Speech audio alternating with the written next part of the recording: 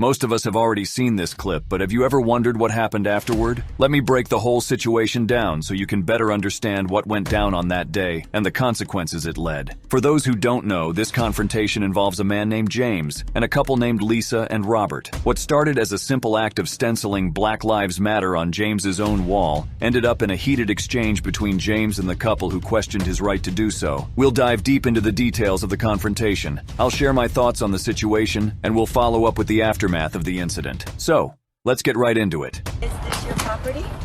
Hi, I'm asking you if this is your property. Why are you asking? Because it's private property. Because it's private property, sir. So in the video clip, James was stenciling Black Lives Matter on his front retaining wall. Lisa and Robert, a couple walking by, approach him and begin questioning whether the property is his. Are you defacing private property, or is this your building? You're free to express your opinion, but not on people's property. Okay. Absolutely. Sure. Just respectfully. Sure.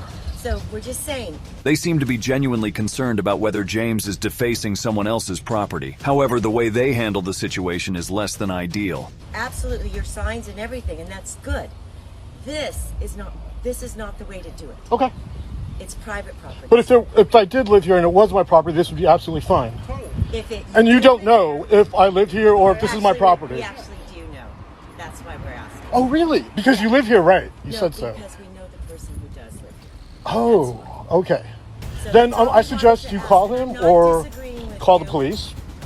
Why Or do you wanna call the police? because What do you you're want accusing me to- of a crime, correct? What I'm asking you is why are you... The couple continues to question James, seemingly unable to grasp the idea that he might actually own the property. James stands his ground, suggesting they either call the owner, call the police, or leave him alone. The couple, now identified as Lisa Alexander and Robert Larkins, reluctantly agrees to call the police. I'm not answering you. Okay, that's fair. That's fair. So your choices are to call the cops if you believe I'm calling a crime, and I will more than be happy to talk to him. Okay, thank you. What's your name again? I'm Lisa. Lisa, what's your last name? What is your name? What's your name?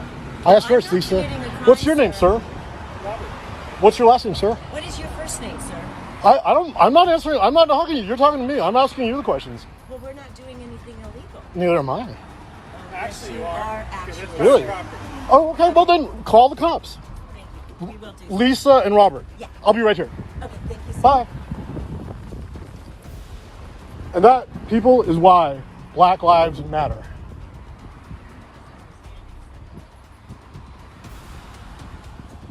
That's Karen, and she's calling the cops. And this is going to be really funny. Because she knows the people who live here. Personally. Now, before we go any further, let's take a moment to discuss some key points in this confrontation. First, while it's understandable that Lisa and Robert may have been concerned about potential property defacement, their approach to the situation was intrusive and disrespectful. They could have simply asked James what he was doing and engaged in a respectful conversation, rather than making accusations and demanding answers. Moreover, they failed to consider that James might indeed own the property, highlighting a problematic assumption on their part.